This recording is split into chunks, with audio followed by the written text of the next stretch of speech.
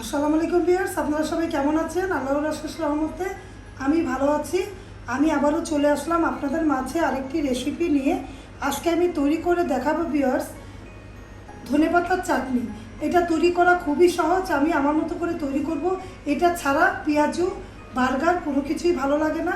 এটা রমজান মাসে অতি প্রয়োজনীয় জিনিস। আপনারা যদি একবারে তৈরি করে এক সপ্তাহের জন্য তৈরি করে রাখেন, তাহলে আলু চপ যে কোনো চপের সাথে এটা খেতে পারবেন, ভালো লাগবে। এটা ছাড়া যেমন ভালোই লাগে না। আমি যেরকম তৈরি করি আমার মতো করে তৈরি করে দেখাবো ভিউয়ার্স। আমি পরিমাণ মতো ধনেপাতা কুচি নিয়েছি, পুদিনা পাতা অল্প করে নিয়েছি, এক টুকরা লেবুর রস নিয়ে লেবু লাগবে, লেবুর রসটা 1 চা চামচের মতো লাগবে, ভিনেগার নিয়েছি, আর বিট লবণ, একটু আদা রসুন বাটা আর কাঁচামরিচ। আপনারা যদি ঝালটা কম খাবেন তাহলে ঝালটা 2টা দিবেন, আর যদি বেশি খাবেন তাহলে 2টা দিবেন, কম খেলে 1টা দিবেন, আর স্বাদ অনুযায়ী লবণ। এগুলো দিয়ে আজকে আমি চাটনিটা তৈরি করে দেখাবো, গ্রিন চাটনি। আপনারা দেখুন কীভাবে তৈরি করি। ভিউয়ার্স, আমি একটা ব্লেন্ডারে জার নিয়েছি। ব্লেন্ডারের মধ্যে আমি প্রথম ধনে পাতাগুলো কুচি করা ধনে পাতা দিয়ে দিলাম, 2টা কাঁচামরিচ এটা দিলাম, পুদিনা পাতা অল্প করে দিয়েছি, এটাও ধুয়ে নিয়েছি ভিউয়ার্স। আর এখানে আছে ভিনেগার, এটা দিলাম, অল্প একটু আদা রসুন বাটা আমি তো বলেছি, আর স্বাদ অনুযায়ী লবণ আর বিট লবণ। এগুলো দিয়ে আমি এখন ব্লেন্ড করে নিব ভিউয়ার্স। আমি ব্লেন্ডটা করে নিই ভিউয়ার্স।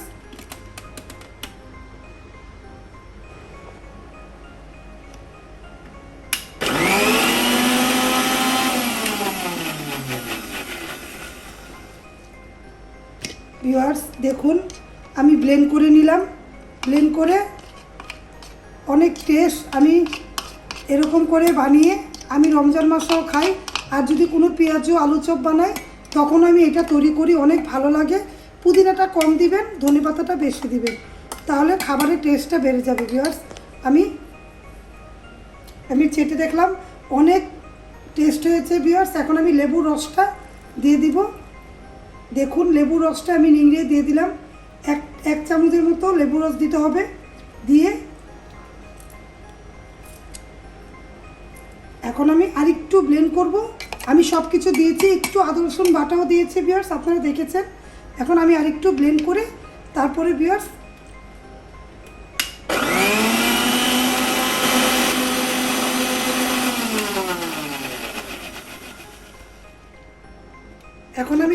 পরিবেশন করে আপনাদের দেখাবো গ্রিন চাটনি, ধনেপাতার গ্রিন চাটনি ভিউয়ার্স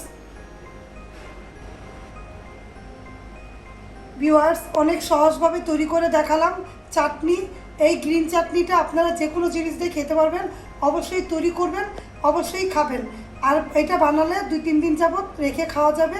আপনি এয়ারটাইট বক্সে রেখে বেশি করে বানিয়ে তারপরে ইফতারের টেবিলে খাবেন। সামনে যেহেতু রমজান মাস, আপনারা এভাবে তৈরি করে খাবেন, অনেক ভালো লাগবে। যদি আমার রেসিপিটা ভালো লেগে থাকে লাইক কমেন্ট শেয়ার দিতে ভুলবেন না।